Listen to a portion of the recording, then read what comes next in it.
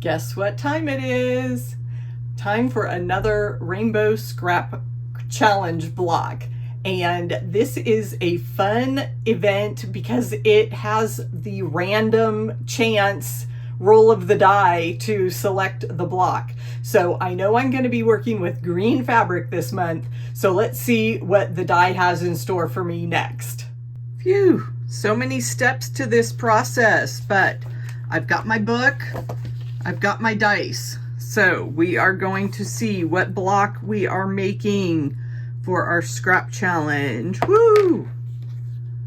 And that bounced on number 3. I am counting from where I left off. 1, 2, 3. Peace and Plenty is on page 84.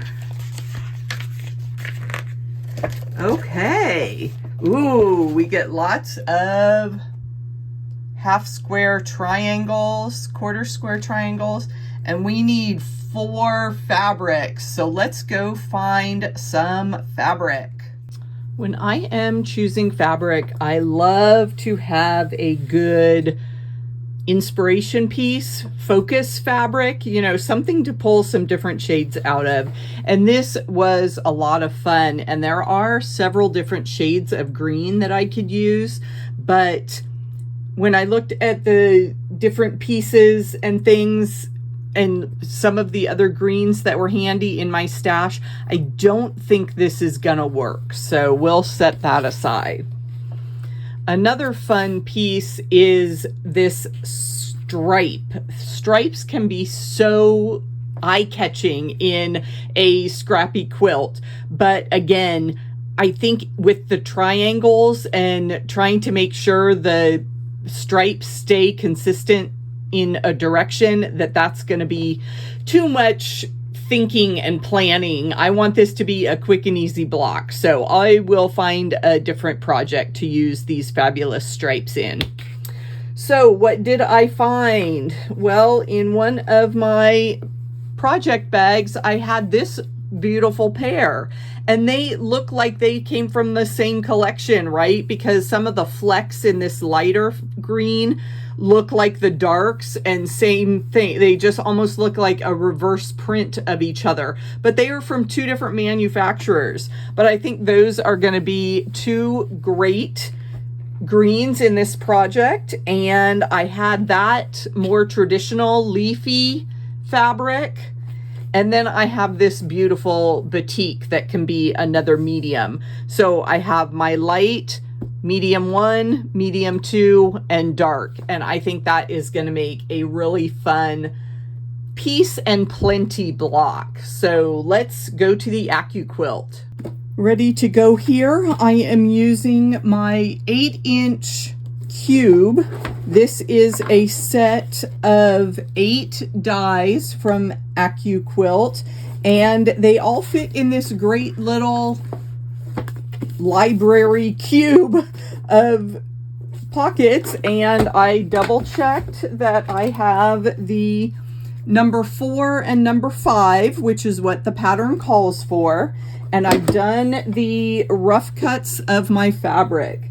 So we want the dark and the medium that are going to be our outer edge of our block, and those are going to be cut out of the number 4 die that is a 4-inch quarter square triangle. So of course we're only using 2 triangles at a time, but we're going to layer those fabrics right over that. We'll get 4 of each, and then we can, you know, swap them out and they will be ready to go. So you get this cute little square die, you get a cute little square mat, and we just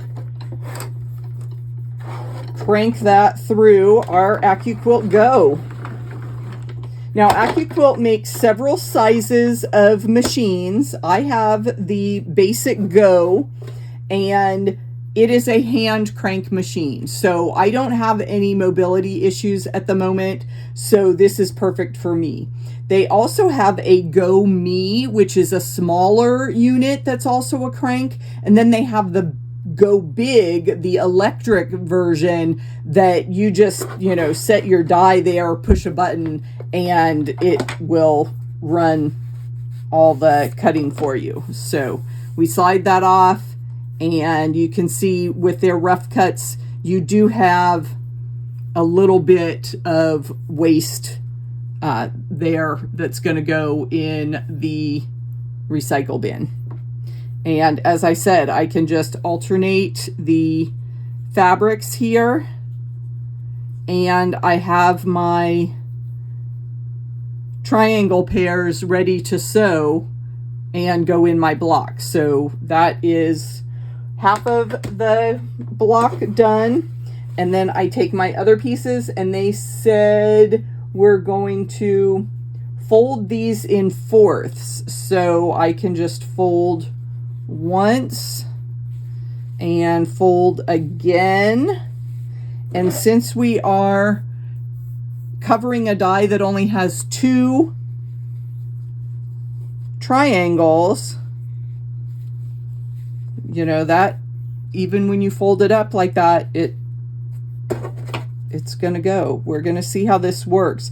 They did say originally to cut 6 layers, and that's 8 layers, but I imagine if they told you to fold in fourths, that it should work. So let's see how hefty our Go cutter is.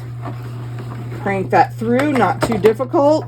Did it cut all the layers? Yes.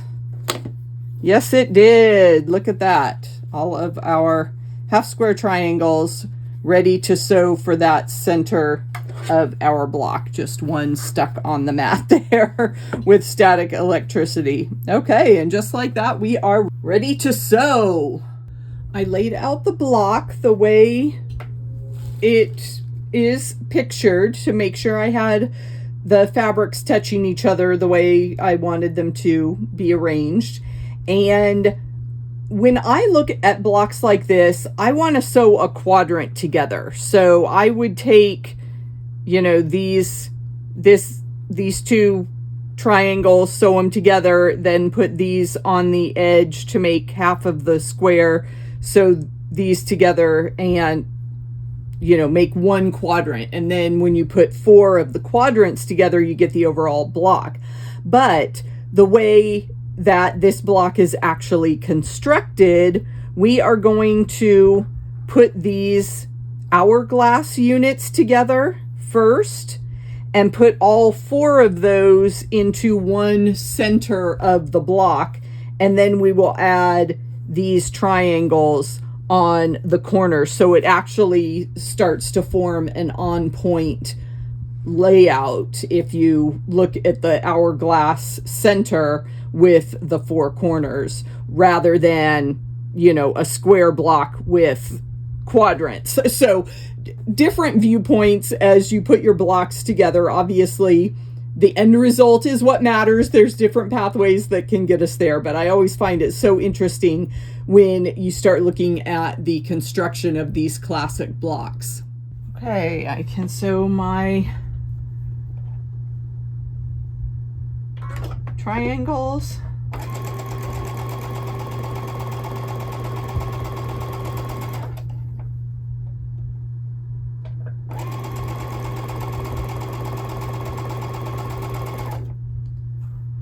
For this block, I am sewing all of my triangles on one of these short legs. So it's not the diagonal that you're used to for half square triangles. We're using quarter square triangles. And I'm just feeding them all through my machine the same direction.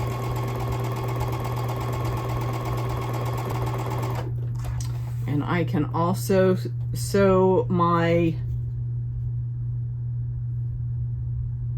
corner sections together at the same time.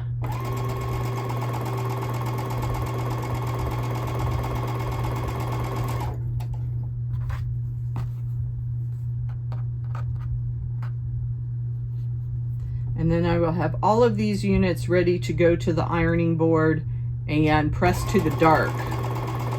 We've got our corner units and part of our quarter square triangle, so I need to finish those up.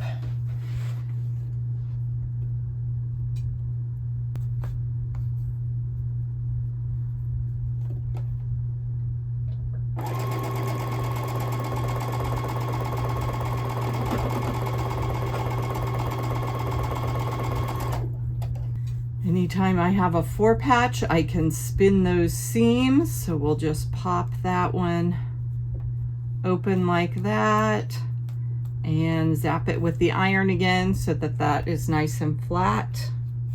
We have our identical hourglass units, but when we sew them together in a block, we want them to turn so that you do not have matching fabrics touching.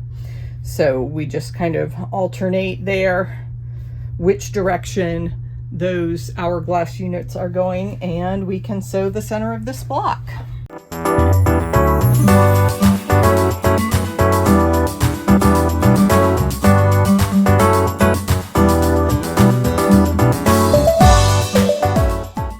There we have our broken dishes hourglass.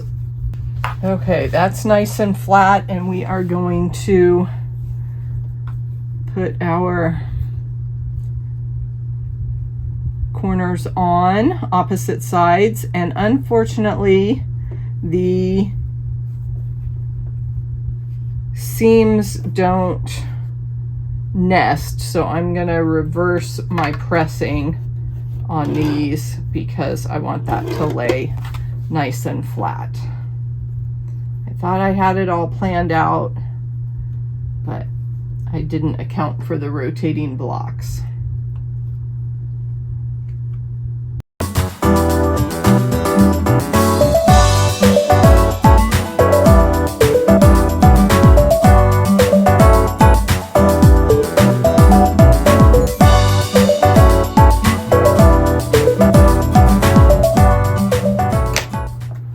And there we have it, our Peace and Plenty block. There's a better view of that. I really like how that block looks, and when you stand back and sort of get the pinwheel look of it going, it's a lot of fun.